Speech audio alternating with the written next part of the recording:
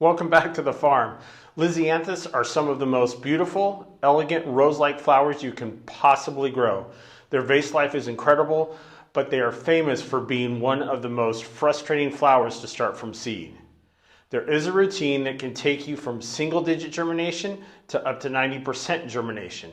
This isn't about luck, it's about understanding exactly what these tiny seeds need.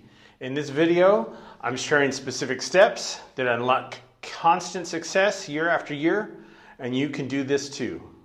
First, let's talk about why Lisianthus have this reputation. It comes down to two things. One, the seeds themselves, and they're incredibly slow starters, and they're tiny, like speck of dust tiny.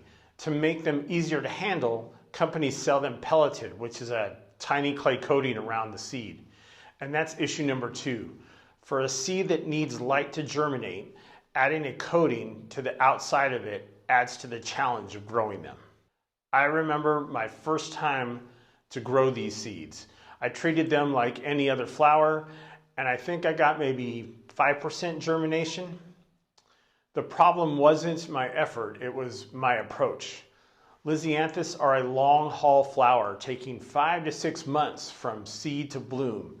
That slow start is one reason why people fail. But once you understand their needs, you can create the perfect environment. The first pillar of success is temperature.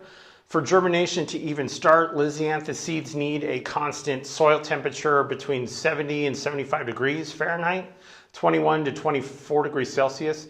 If your soil is too cold, the seeds will stall and rot, and that is why a heat mat could be your best friend. You do need to be careful. If the soil gets too hot above the 75 degrees, the seedling will do what's called rosetting.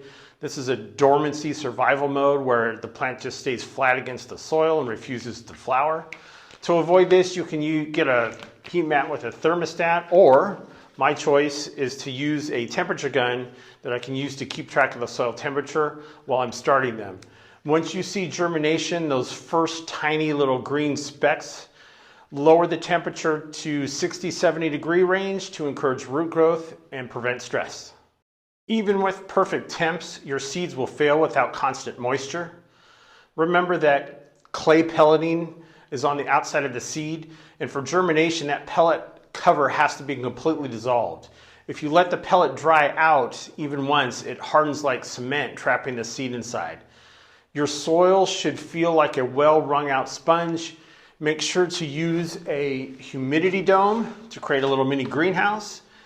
I also have a specific spraying routine for the seed surface that I'll share in the step-by-step section in just a minute. It's a game changer for breaking down that pellet. The third secret is one that trips up most gardeners. Unlike some seeds, Lisianthus needs light to germinate. If you bury the seeds in your soil, they will not sprout. They must be sown on the surface. And when I say they need light, I mean they need long duration light. Your goal is 14 to 16 hours of light a day. Position your grow lights just a few inches above your humidity dome. Now I get away with a little more than that. I will put a link to the video we made on how we put this together so you can understand why, but keep it a few inches because it's the light that signals to the seed it's time to wake up. Okay, here is the exact workflow. This includes a few secrets I use to prevent disease and ensure that the pellet coating melts away from the seed. Step number one is a cinnamon shield. Prepare your soil blocks or trays, and before you add the seed, sprinkle cinnamon over the top of the soil blocks or seed trays. Since Lisianthus grows so slowly and stays wet for so long, algae and fungus are a huge risk. Cinnamon is a natural fungicide that helps stop the growth before it starts. Step two is surface sowing. Carefully place the pelleted seed on top of each block and do not press it into the earth. Step three is to add a light cover of vermiculite. We do not cover it with soil. We do want to add a light dusting of vermiculite right over the seed. This helps hold the moisture in, and the seed will still get light. Once the vermiculite is on, make sure again you spray the top to moisten everything in and hold it in place. Step number four, the 3 times a day rule. This is the most important part for germination. To break down that clay pellet, you need to spray the tops of your seeds 3 times a day. Do this religiously until you see them sprout. The moment you see the green sprouts emerging, stop the overhead spraying. From that point on, any watering that's needed is going to be done from the bottom. Step 5 is managing the environment. Place your tray on your heat mat. Make sure it's at 70 to 75 degrees. Put on the humidity dome and turn on those grow lights for 16 hours a day. Step 6 is managing your expectations. Patience is a requirement here. Lisianthus are notoriously slow. For the first month, they will look like they aren't growing at all because they're building their roots. It can take 8 to 10 weeks before they are ready to be potted up, sometimes longer. Don't panic. Once they have a few sets of true leaves, you can start feeding them with a half-strength liquid fertilizer. These are just 2 months old.